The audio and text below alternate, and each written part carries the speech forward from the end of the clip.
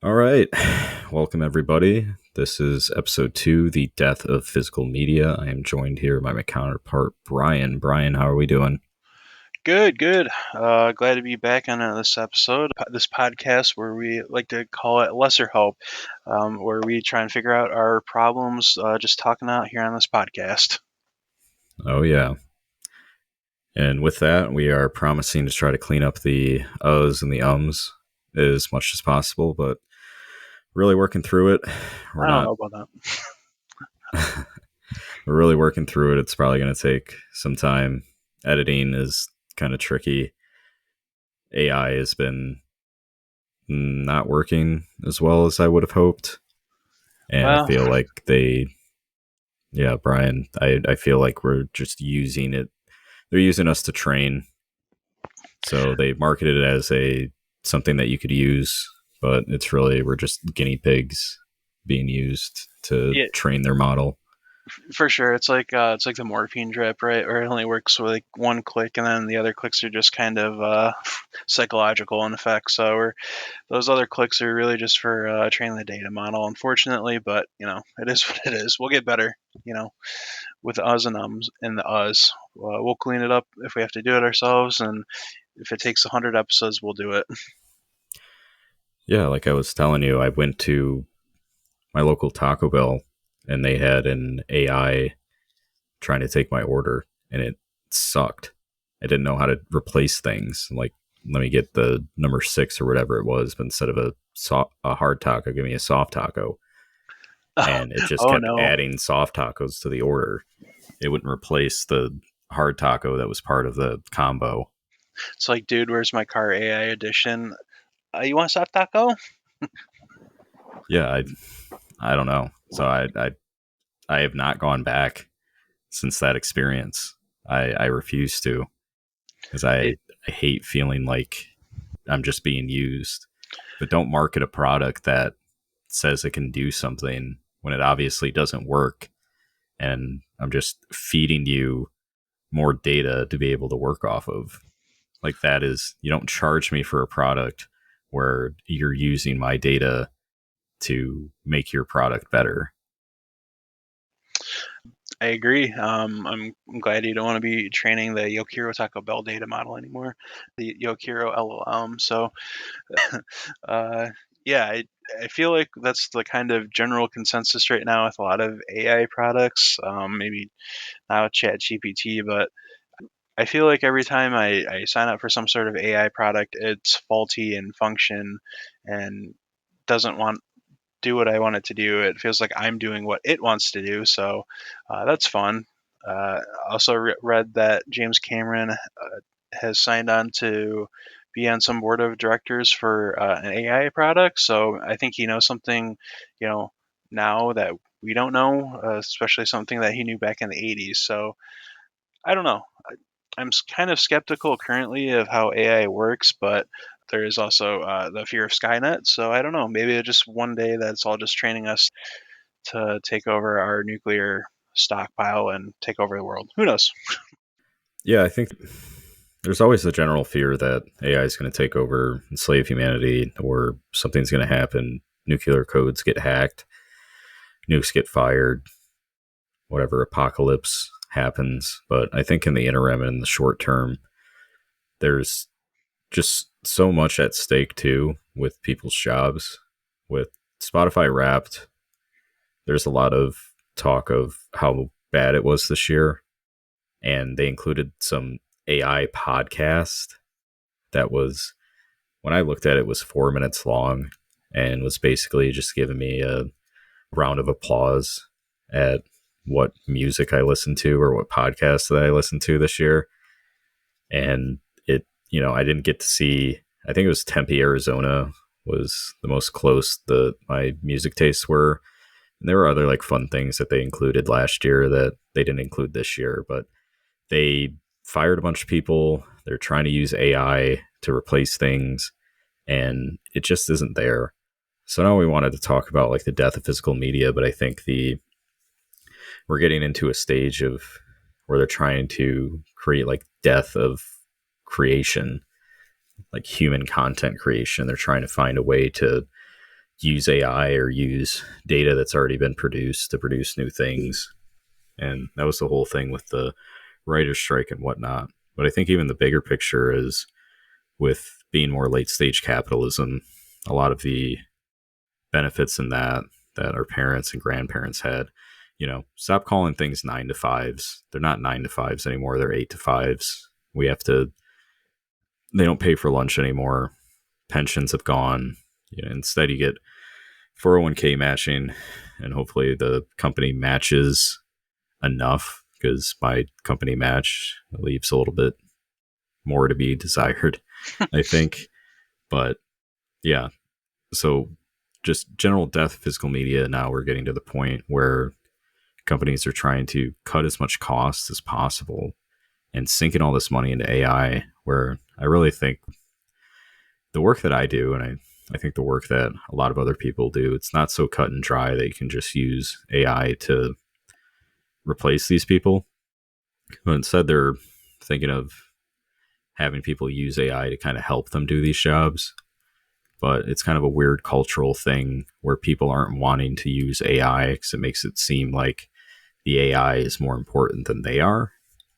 And if every company continues on this path, there's going to be less people to be able to buy their product, pay for that subscription for their product or service or what have you.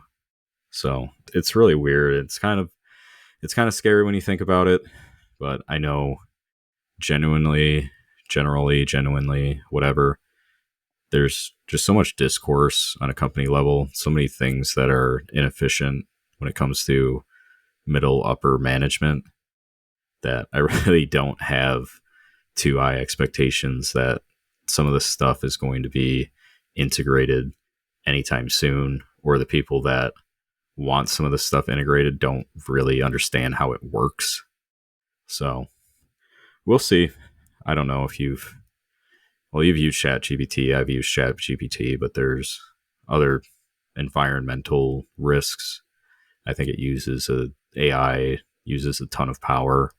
So I think that's another reason people are saying it's not great. But the general sentiment on Twitter and some other places that I frequent, they're just really demonizing AI. And I think rightfully so. I don't really find it very useful, especially trying to cut out the uhs and the ums on a podcast or trying to order a fucking taco. Like, are you kidding me? This is what we're using this for. Yeah, I totally didn't know about the Taco Bell thing until you said something. But I'll use it like I'll use ChatGPT for like boilerplate code for if I'm doing like a brand page. So I work for a plumbing company and we are part of their e-commerce division. So I do a lot of like Amazon and eBay, Walmart marketplace, things of that nature. And the program that we use, it's called like Channel Advisor, is a pretty intuitive program. They're starting to generate their own, kind of AI quote unquote data analysis for the people who are kind of maybe new to data analysts or e-commerce. A lot of people who are on e-commerce are starting their own company. They're maybe looking for an easy way and a cost efficient way to do things for their website. And I'm running my own side business, and the amount of programs that people offer me on a day-to-day basis for AI, it's going to move your website or build your website for you in 10 to 15 minutes, and that's like when I do this product, it's it looks like a big pile of shit. Like I'm trying to order Taco Yeah, Bell through the drive-through, and you know it really does dehumanize and devalue maybe the human principle in work and kind of that creativity. I, Again, it's not like I'm saying that AI, in my opinion, is completely useless or anything of that nature. It's just it has its purpose, and I think companies trying to rely on it. Now, I work for a company of 75 people. The cost for, and I'm especially in an industry that you can't really benefit AI that much, right? Like, unless we somehow build like a customer kiosk where a plumber can come up and make their own orders, but the family that owns the company is very customer first, and they want to have that sort of personal relationship. So again, I don't know if they're necessarily against the idea of AI, but they are definitely a personable and customer friendly forward company. So, and they've had relationships with some plumbing companies going back 100 years. I mean, my company's been open for since 1920. So, not necessarily old school. They're the my direct VP is very technology forward, and especially looking new business ideas. But none of which of this involves AI. So, um, again, I think it has its place in the world. Taco Bell is not one of them. I mean, I feel like if I go through a Taco Bell, even with AI, the order is gonna be wrong 90% of the time anyway. So setting your expectations accordingly. Although the 90% that I've 99% chance I've driven through a Taco Bell, I was probably drunk or high. So you know, whatever.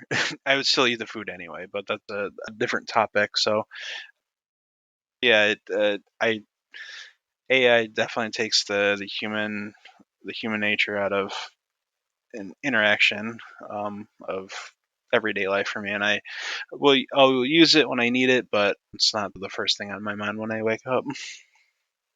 Well, you weren't driving high or drunk through the Taco Bells, though, right?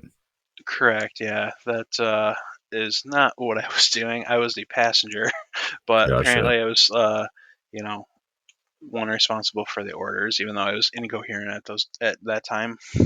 Right. No, I just wanted to make sure we cleared that up just so it wasn't taken out of context anywhere. Yeah, I don't want to get canceled over Taco Bell orders. Make that the AI get canceled for that. Yeah, well, that was the weird thing because there were still people listening to it. So after 30 seconds, a minute of trying to explain like how it should change my order, somebody had answered like, "Oh yeah, let me take care of that for you." So they're still listening on in it.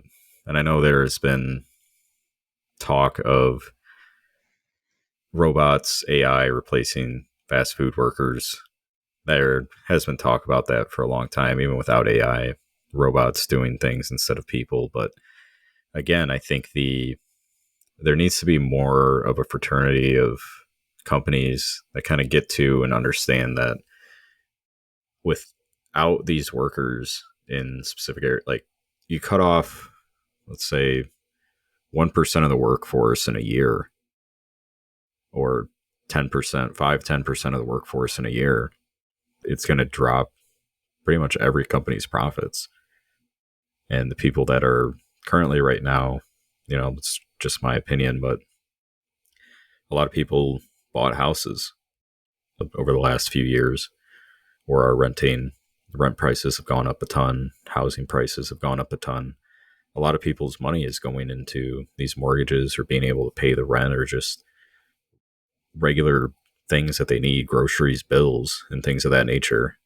So I think companies in general at this point, like the more they try to take away from their employees, if every company is doing that, then you're losing out on these customers, your ability to grow, and the things that you're doing for your business. So yeah, maybe you shouldn't be more worried about trying to capitalize on AI, trying to cut down on the cost it is for these workers and that. Because with prices going up, even at Taco Bell, and I think fast food places, inflation has been up a lot more because they started pricing based on the convenience that people are, once they show up, they're less likely to leave than they are to actually order something. Maybe they're ordering less or whatnot. I don't know. I don't know all the inner workings of the fast food economy and that, but I think just from a large, high level view, high level picture of just where we're at in industry and business altogether, it's like I think if they just did, and even when I went to school for this stuff, most companies operate in a way that they really teach you to not operate in. But that's where it comes to be. We're trying to keep up with the Joneses, trying to do what these other companies are doing. And when you see Microsoft working within in well, Microsoft works with NVIDIA, but more working with OpenAI, and other companies start to follow suit, even if they don't have very much of an understanding of what AI can do for them. But now they're just hemorrhaging money trying to put together something that can give them some idea of a competitive advantage in whatever area. And I don't know. I'm hoping we get to a point where we kind of revert from technology, where we stop becoming so dependent on it. I think the VR is one of those areas that I think it's something that they continue to try to advance on, but a lot of people don't want it. But it's also hard to see with the newer generation coming up how ingrained that is with them, because that's just how it continues to iterate. It was our generation with computers where our parents didn't have computers or smartphones. Now every kid's got a smartphone or an iPad or things like that. So it's kind of hard to see like where it's trending at, because companies want to start them young in terms of getting the products in their hands and getting them using them on a daily basis, or wanting to pay for them and subscriptions for streaming services or whatnot. So it is very kind of strange, kind of weird thinking about, what the next generation, what's going to be the thing that they start up that the generations prior haven't really been integrated with. Yeah, for sure. Yeah, kind of touching back on the point. I mean, so for context, David and I kind of got to know each other in a coding boot camp. We both fell for that Ponzi scheme back in 2022, and Yeah, we got you know, fucked. yeah. Since then, so we started in September, or I guess maybe October of 2022, and then I think, was it November or December? It was the first major layoff, right? And then what was it? Was that Microsoft? I forget. There was a huge major layoff, and then in 2023 there was almost 200,000 people laid off. So between the time that we started boot camp and now, I mean, there's been what, almost 500,000 layoffs just in the tech industry because of AI and other technology advancements. Now you know it's like they're really targeting, like you said, younger and younger audiences, or kids, to move this technology. I mean, that's kind of really always been the case. I mean, look back at like Home Alone when they had the voice changer, the voice recorder thing. Um, Really, it was to target kids, and that's how the sales, right? I mean, look at any movie, any kids movie. The whole point is to sell merchandise. So if you market it a Moana, now every kid's going to want a Moana action figure or doll, whatever you want to call it nowadays. Um, but now it's AI and it's VR. It's all this technology, and it's, like you said, we each generation is getting more and more advanced technology, and it's kind of almost like feels like it's kind of coming like to a World War I standpoint. What I mean by that is uh, the war tactics of World War I were far outdated for what the technology was, and that's why you had trench warfare, and some military lines didn't move for all 4 years of the war. So it's like we're kind of coming to this point of attrition where it's like, does society kind of, it's like a tug and pull. Does society bend to technology, or does technology bend to society like it has been? Right now, everything's based on consuming content and just pumping out more and more of less quality stuff. And that goes for AI, that goes for TV shows, that goes for a lot of things. But it's just more incentive to pump out, uh, in my opinion, less quality things just for the sake of moving this product. Um, Yeah, and I think it definitely makes for a lesser experience for us as a whole. I mean, you look at Star Wars, and it's like, yeah, I mean, a lot of the things since Disney has taken over hasn't been great, in my opinion. some of it's been okay, but they just keep making things year after year, and then none of it's really great, but it's just kind of firing up the people who grew up watching it from like the 70s and 80s, and it's just kind of turned them into a toxic fan base, and I'm just worried that it's going to kind of turn society into that as a whole. I don't know what your thoughts are about that. Well, there's a few things. I think the Steve Jobs was maybe it was Steve Jobs or some CEO, whatnot. It kind of originated back. There's a quote from Henry Ford, and he had said, if I asked people what they wanted, they would have said fast horses. And with Jobs or whatever CEO said it, it's like you're convincing the people what they want. Because if they ask you for something, it's they don't really have a concept of like what the next thing is going to be. And kind of similar to what I was saying with, the newer generation coming up, like what is the thing currently right now that they're saying you need? I think it's AI currently as a product, service, whatever you would call it.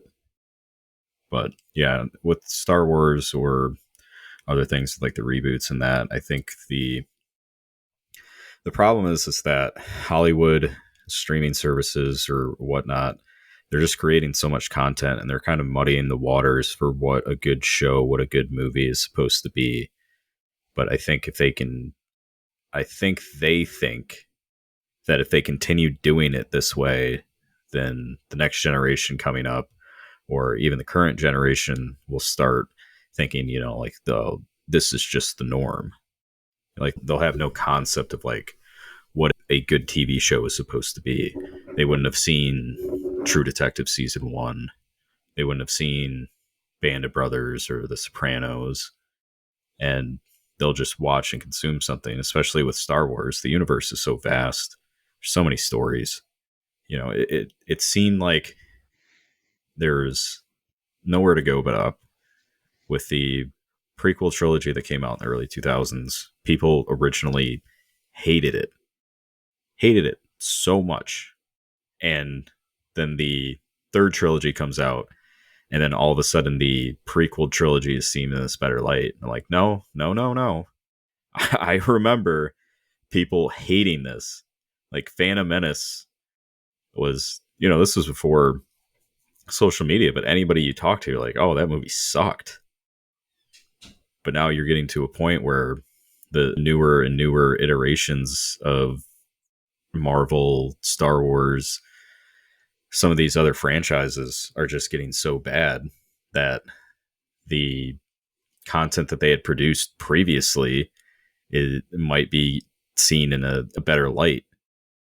But that's kind of where I'm not really understanding because streaming streaming kind of put the industry kind of flipped the industry on its head, and it's hard to get good people to work for editing, directing, to do like a score, actors, writers, the whole lot. So I think it's genuinely harder to get good people in place to make something. So I think that's part of it. But I also think that these companies are just trying to pump out so much like original content that they don't have to pay for other movies and things on their platforms anymore.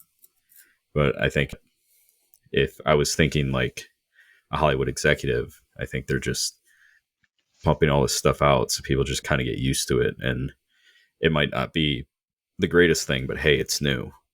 And that's where I got into going back and looking at some of these movies that were highly rated that didn't get a lot of notice, right? I went and watched Insomnia, Christopher Nolan film Ooh, good movie. with Al Pacino,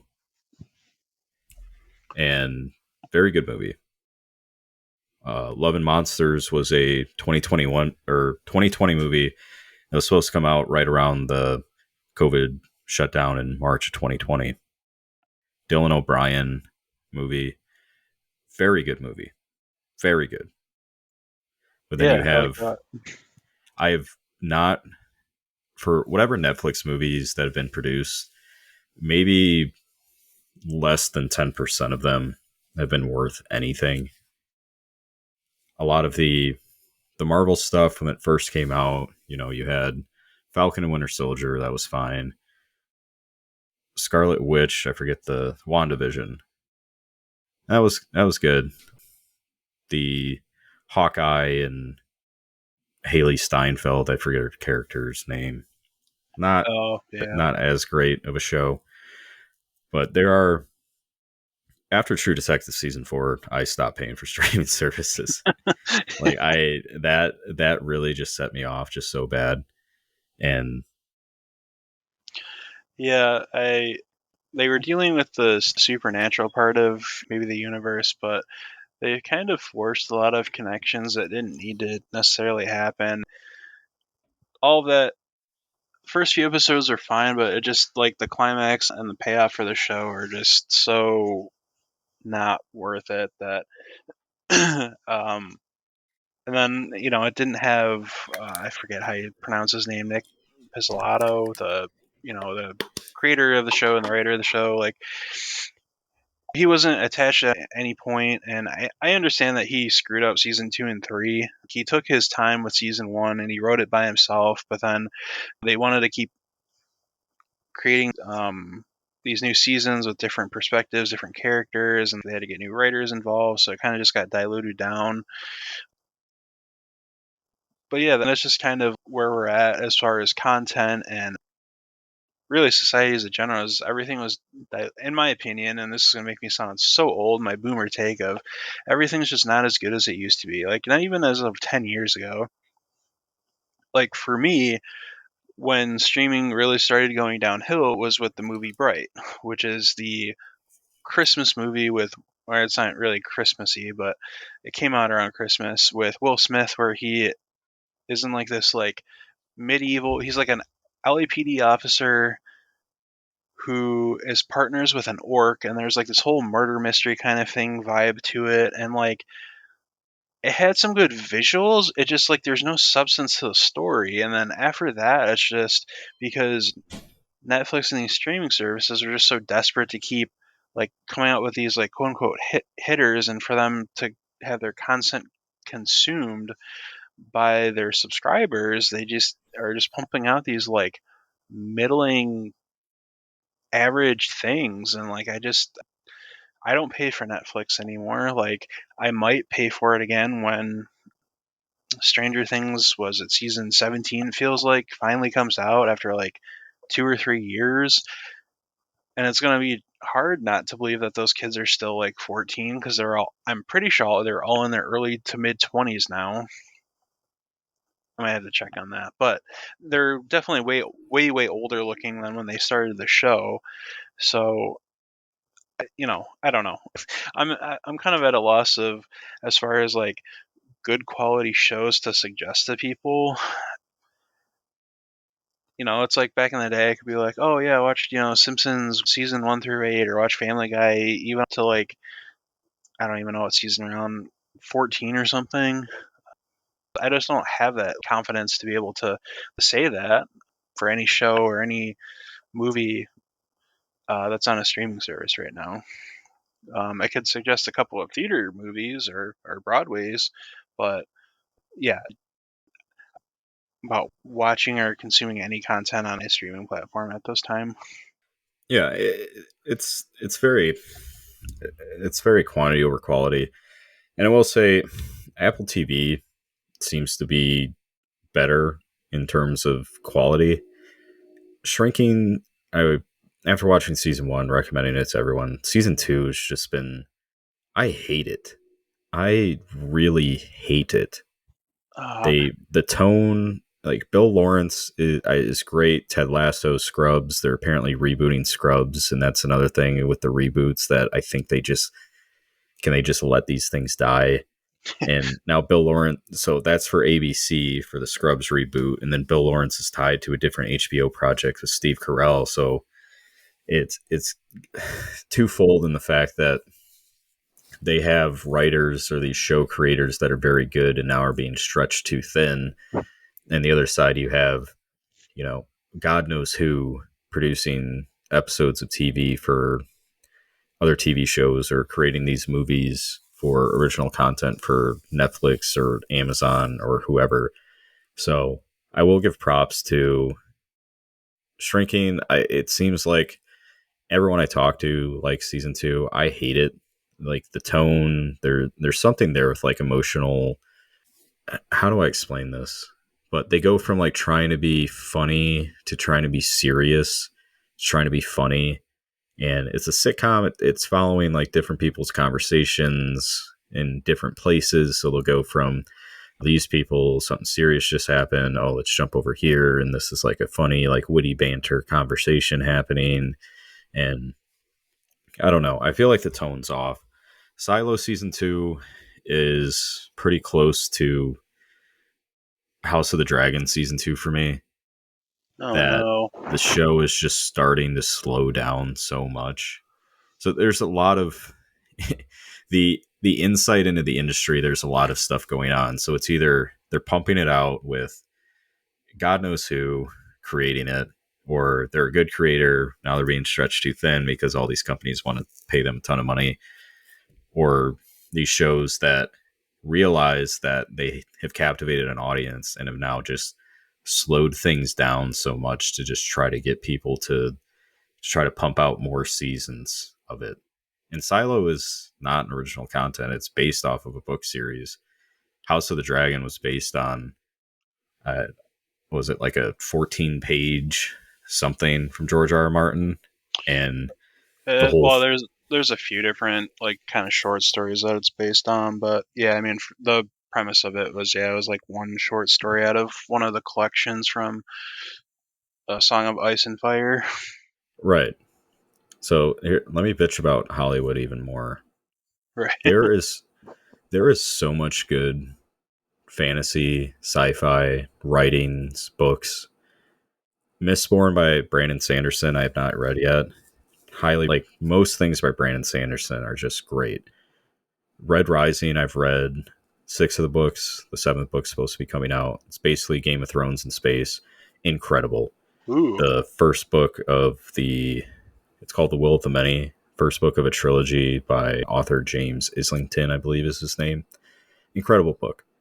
But instead of creating new, instead of marketing, trying to create like new worlds, giving these authors money or just trying to create something new, they are continuously with movies or even TV shows with the Rings of Power, trying to use old IP as a way to market like a new story within that universe. And I think it's awful. Like give us something newer.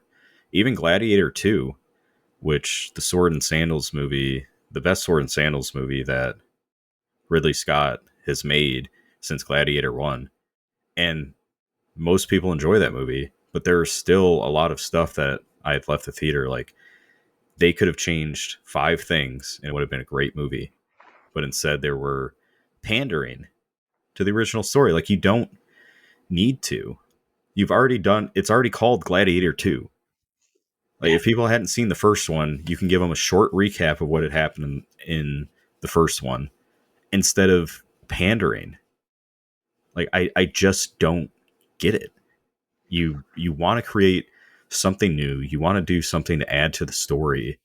Yet so much of the story is just pandering to older stuff. Even with True Detective season 4, like we had talked about, and it's not like they didn't do that in season 3 as well. Like Nick Pozzoletto, or however you pronounce his name, like he is not unguilty of creating whatever season 2 and season 3 was, Yeah. but that's the other part of, we don't know looking in, like who got their fingers in on it to change some of this stuff. And to further continue on it, like Halo, the TV show, What a pile of shit that was. like what the fuck is that? You have volumes, volumes of works that people that didn't play the video games would have enjoyed, would have liked it a lot. It's Space Marines against aliens. Dr. Halsey, Master Chief, the Spartans in general. Like, just let Master Chief be an autistic Chad. He doesn't have to be this character that's there's something more about him. No, it you've ostracized the entire fan base that was most of who was going to watch your show. You had ostracized them. And it's not like they wouldn't have had things to complain about if you were to change small stuff anyways. But those people, me included, would have been fine with just taking the cutscenes from Halo 2 and turning that into a show. Like, if you were to just take all the cutscenes, I go on YouTube and there's a video that it's all the cutscenes of Halo Season 2, and it's an hour long, and I'll watch it. I've played the game however many times. I'll go back, I'll watch Rocky 4. I know what happens. I still get pumped. But to do that to original content, like how original you want to call it, like doing your own iteration of something, fine. But it baffles me just how out of touch they are with adapting original content as well. Yeah, I mean, going back to Lord of the Rings, Rings of Power. I mean, the literal uh, premise of this is based on 120 pages. I think actually even less than that out of the Silmarillion. They're trying to cut 8 episodes, so 40 episodes, because they have at least a minimum of 5 season commitment to this, and it's I think season 1 and 2 were both 8 episodes, but so you're committing at least 40 episodes to 120 pages section of a book. That was really just a collection of things to begin with, and you're trying to piece a story together out of that. Like, I know that the Tolkien estate is signed off on this, but I'm pretty sure J.R.R. Tolkien's spinning in his grave currently because some of the things that they've done is cool. They had Ents, they've made elves kind of look more human than they appeared in the movies. Like, that's all cool, but it doesn't advance Tolkien's works in any stretch of the imagination. And then kind of going back to and then, like, why wouldn't you just build off of the movies? Like, I know they're separate entities and they're separate licensing, but you maybe consulted Peter Jackson for the first season. You filmed in New Zealand, but you wanted the tax break, so you moved it back to England. But you don't capture any of the magic of the movies. Granted, they're if you want to talk about a toxic fan base, I mean, Lord of the Rings fans going back to even like the 70s before there were even chat boards were threatening to kill like Ralph Bakshi for turning it into a cartoon. Then when New Line Cinema and Peter Jackson got it, then more death threats happened. But then all of a sudden now, 20 years later, it's a beloved movie series.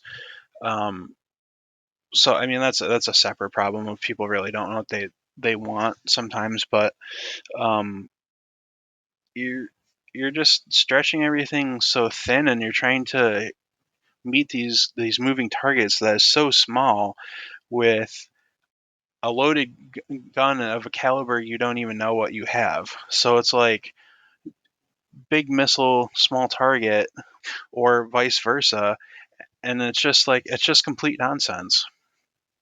And then I don't know. I could go on and on about how much I hate Hollywood and what this whole industry has become, but we're kind of maybe stretching this topic thin. But I miss physical media. I still buy Blu-rays and DVDs. I still go to the movie theater. I still buy popcorn. I do all of these things because I don't want to sit at my house all day on a computer watching the next episode of Hawkeye. I want to go out and have that real, genuine experience, whether it's you, my wife, my other acquaintances, my other friends. I want to have different varying opinions, and I just don't want to get into that like online argument with somebody because with they appreciated Lord of the Rings, Rings of Power because it wasn't the movies, it was something different. But like, and I don't want to. be like sound like that Tolkien purist, but I am, and I hate the Lord of the Rings of Power. So again, that's another. I could fill an entire episode about how much I hate the Rings of Power. And it makes me so sad that Shrinking Season 2 does not sound as good as Season 1, because I really did like Season 1, because I didn't have any expectations for it, and I love Jason Segel. It had all those awkward, kind of humorous moments, but then also it actually had like a genuine connection with people, like with the characters, and I like that about the show. But if it's trying to be completely serious, that just makes me so sad.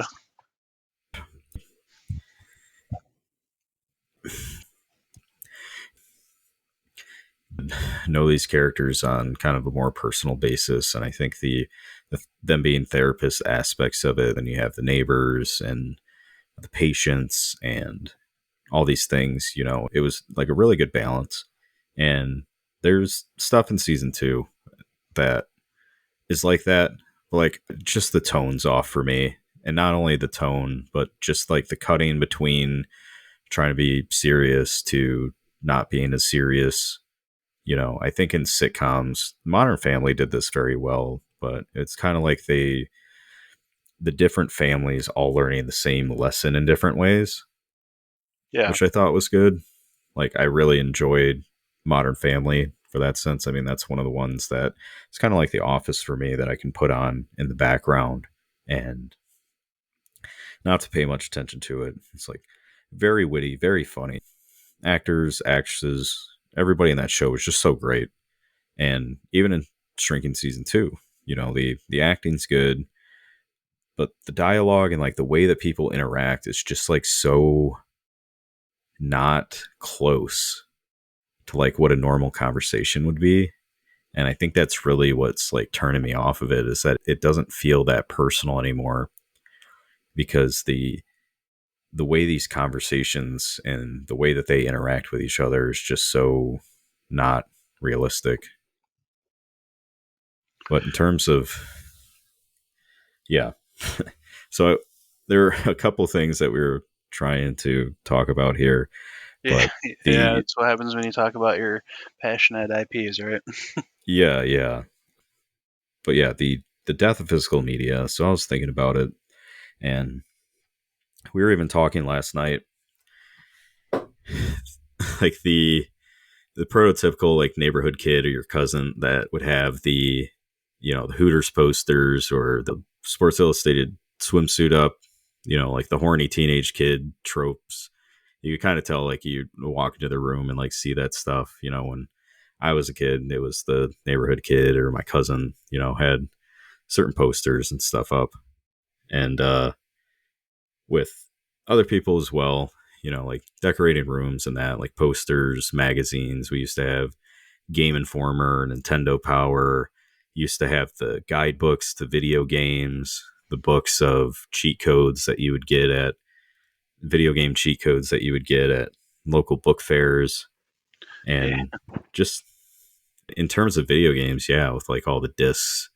And I rebuilt my Nintendo 64 collection a few years ago.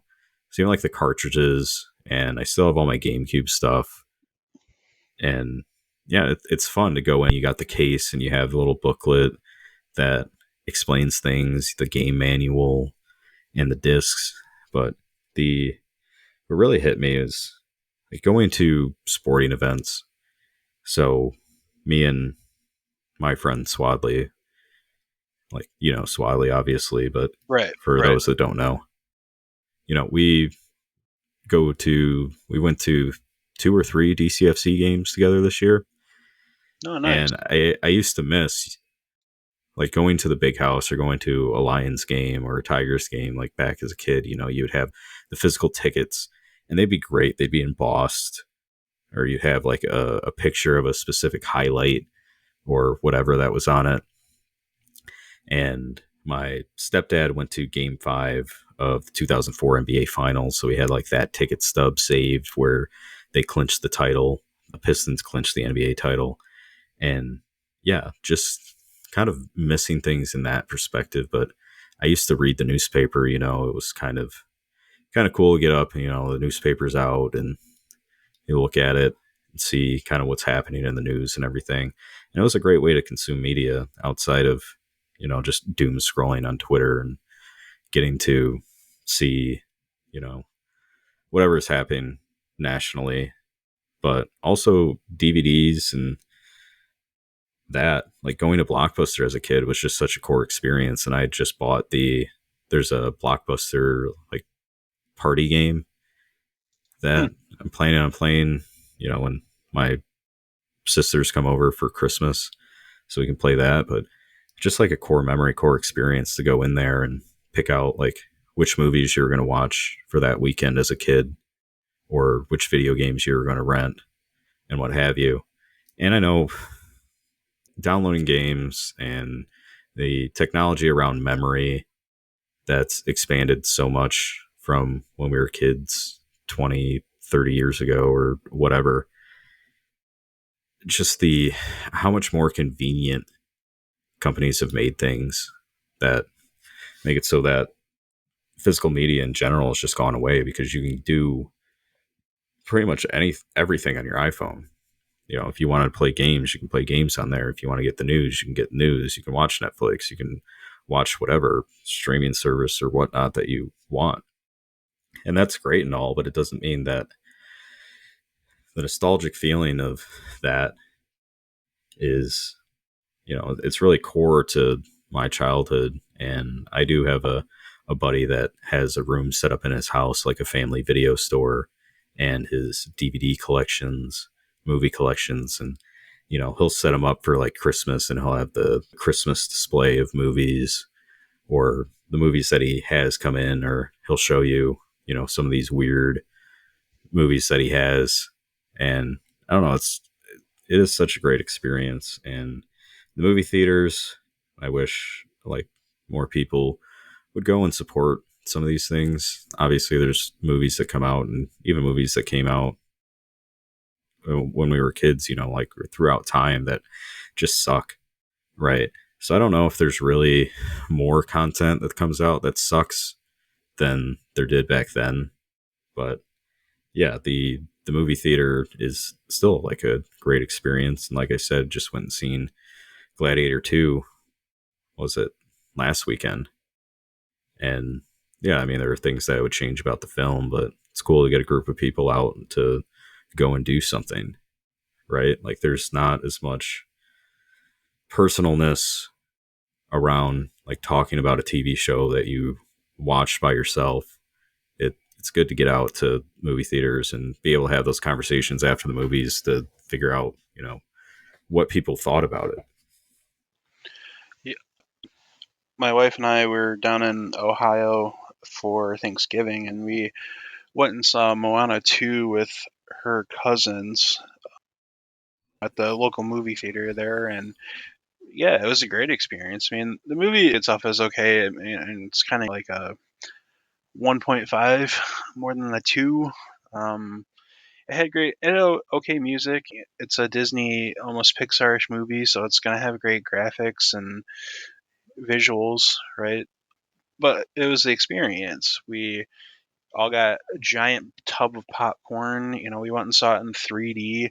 The movie, the roof was leaking apparently because her cousin got dripped on and instantly freaked out and went and sat at the end of the aisle.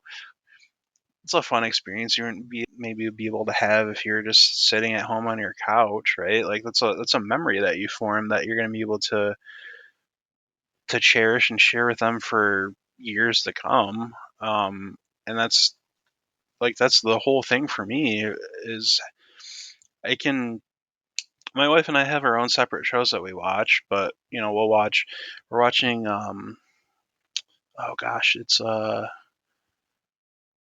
made from some of the creators of The Office. It's like a hospital show. I forget the name of it.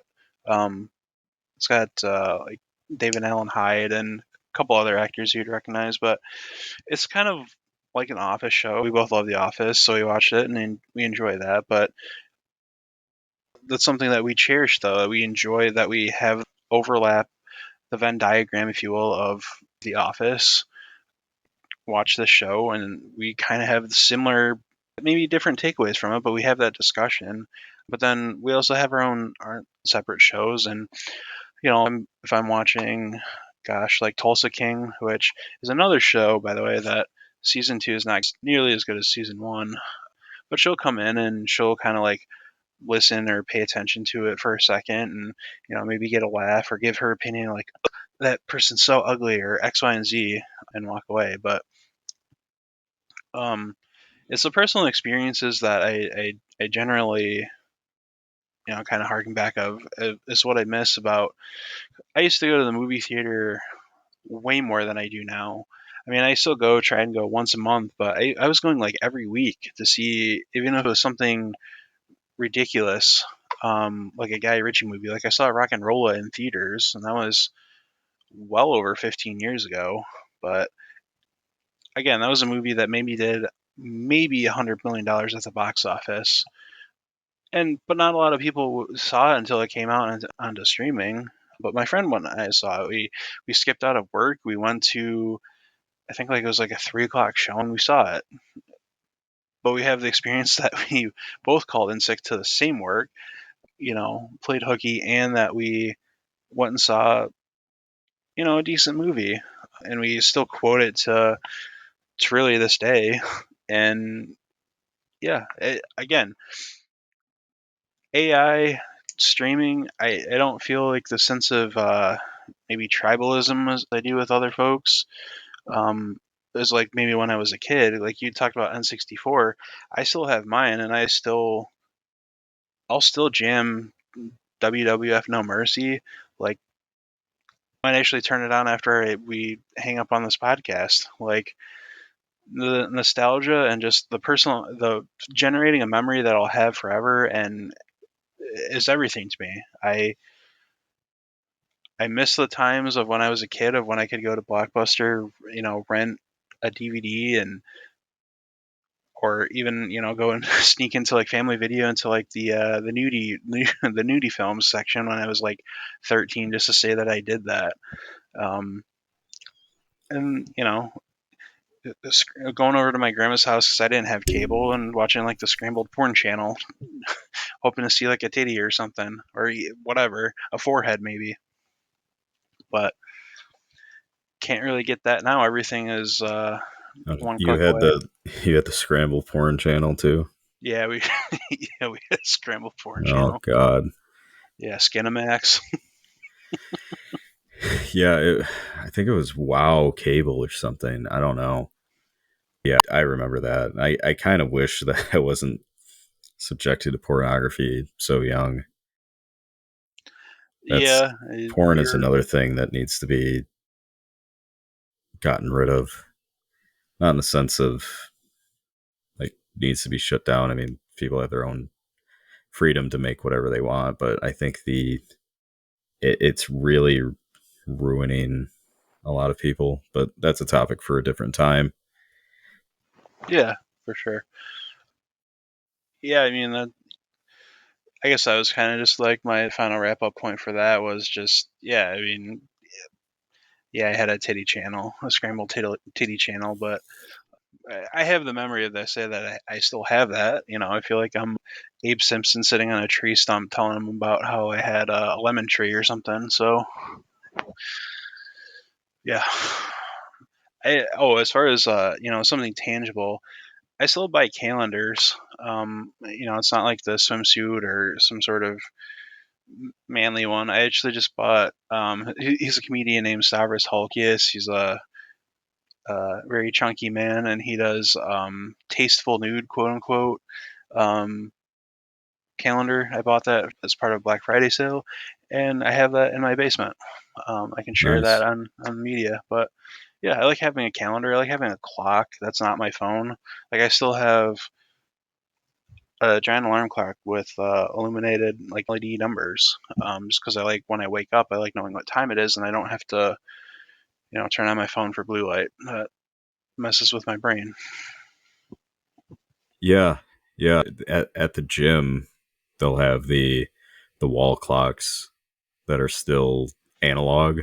I think they call them just the hands. So anytime I'm in the sauna, I'll like look out and see like what time it is, and then get back in so I know what time to get out and stuff. yeah, I probably need to get a calendar. I probably need to start putting more things into my phone calendar to remind myself of things. Yeah, But same. yeah, the nostalgia and yeah, just growing up, like I still write things down. Like Oh, there have been studies on, and even in college, I took notes on notepads, and there have been studies that say you retain that information better. I haven't looked into those studies very much to kind of see the validity because I hate when Shapiro or somebody's well studies have shown like yeah, one. yeah It's a pretty good Shapiro.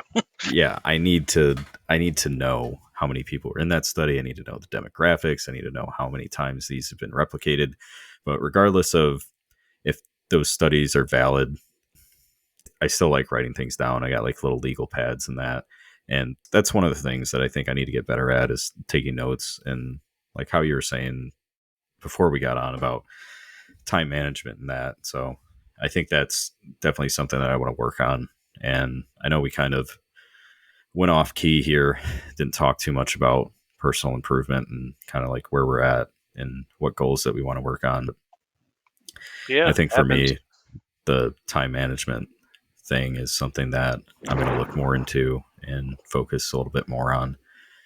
And kind of another point to talk about that I don't think we've touched on is the nostalgia factor between different things. Nostalgia is good in some things to be able to go back. Like it reminds you of a simpler time. You know, as a kid, you didn't have as many worries, and you know, it kind of brings you back to a place to where you're more relaxed, where you didn't have to worry about stuff. Like, you know, kind of talking in circles here, but I think it works well.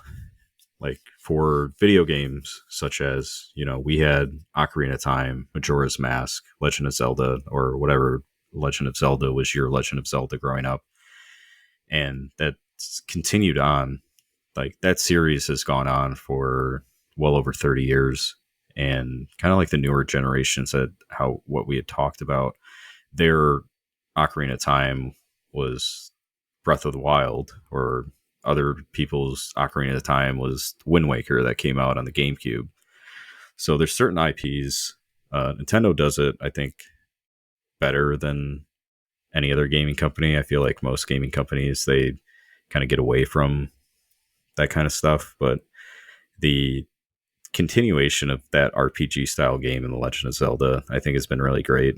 And some of the older people that I know that had played Breath of the Wild or Tears of the Kingdom really just didn't enjoy it as much. And I don't know if that's because they compared it more to Ocarina of Time or not, but that is one thing that I can kind of tip my hat towards, especially with Nintendo and the Mario games and the Mario parties, Mario Karts, things of that nature that just continue on.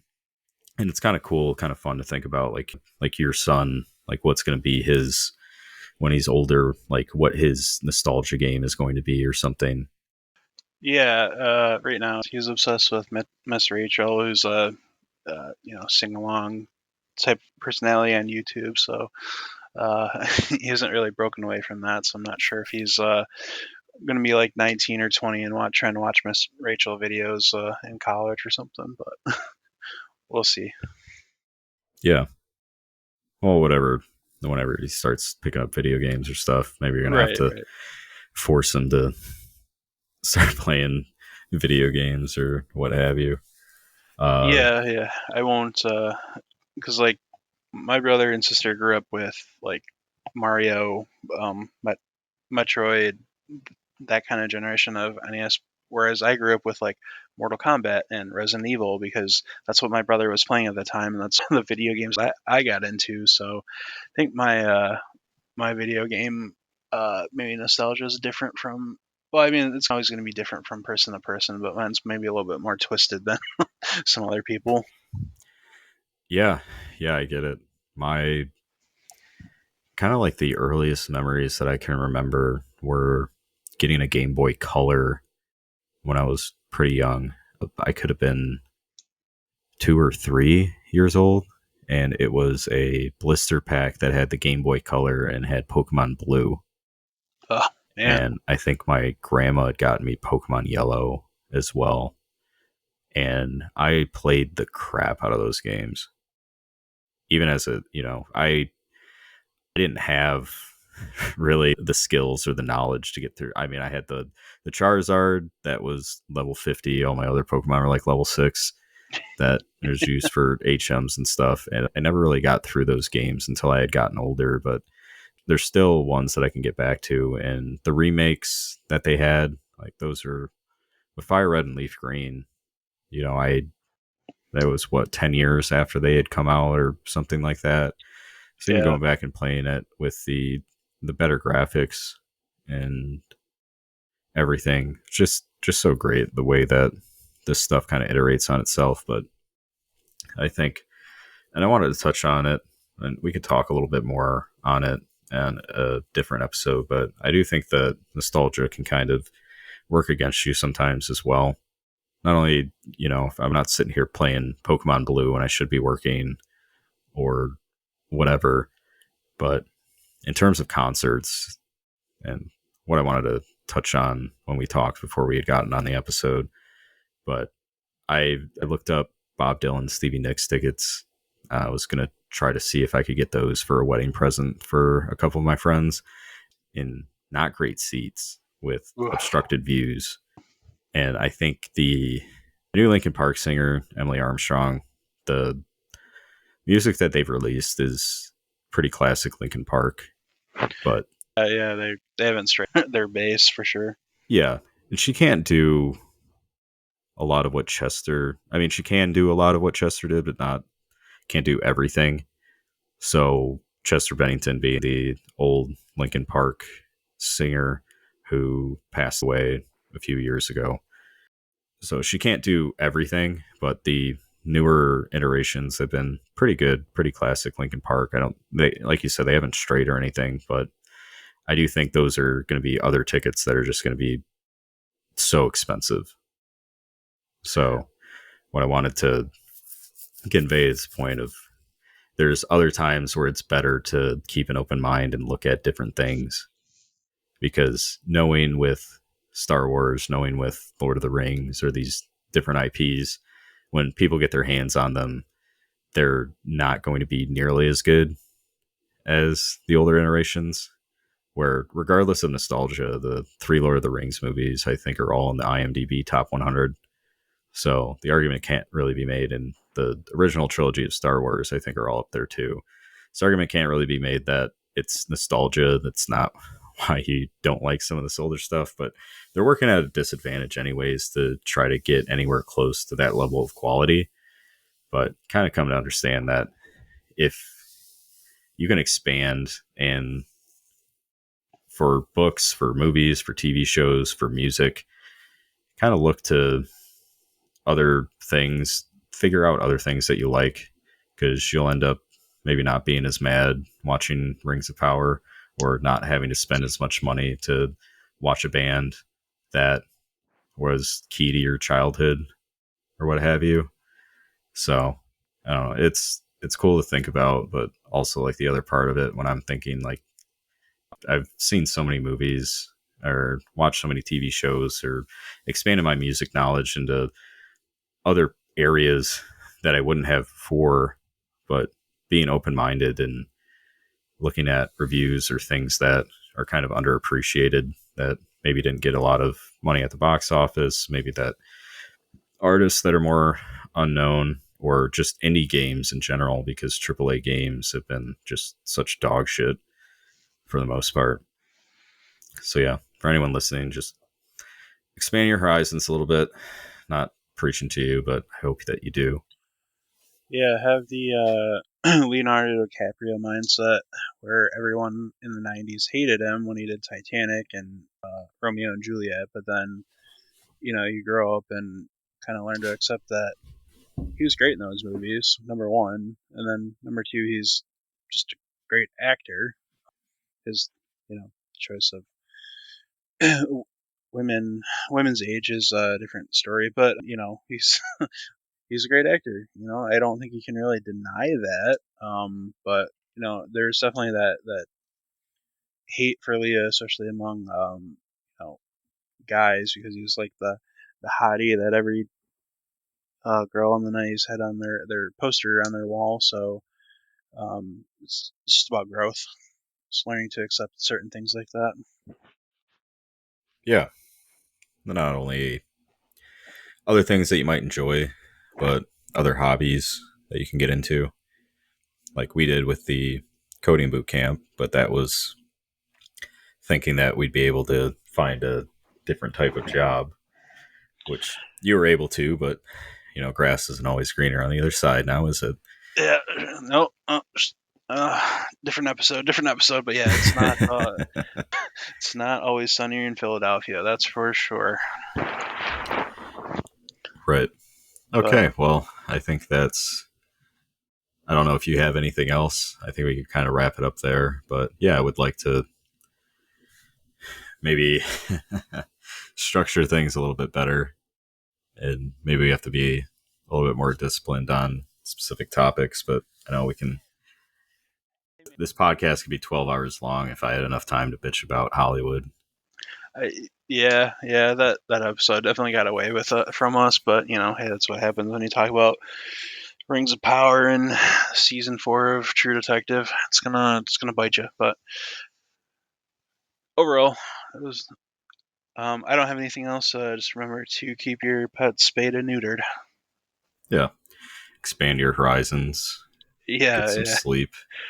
Don't spay or neuter your horizons. There you go. All right. Thanks, Brian. We'll talk again next week. All right, bye everybody.